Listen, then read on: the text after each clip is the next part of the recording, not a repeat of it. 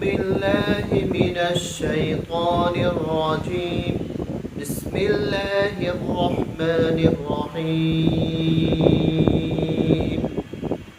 ياسين والقرآن الحكيم إنك لمن المرسلين على صراط مستقيم تنزيل العزيز الرحيم لتنذر قوما ما أنذر آباؤهم فهم غافلون.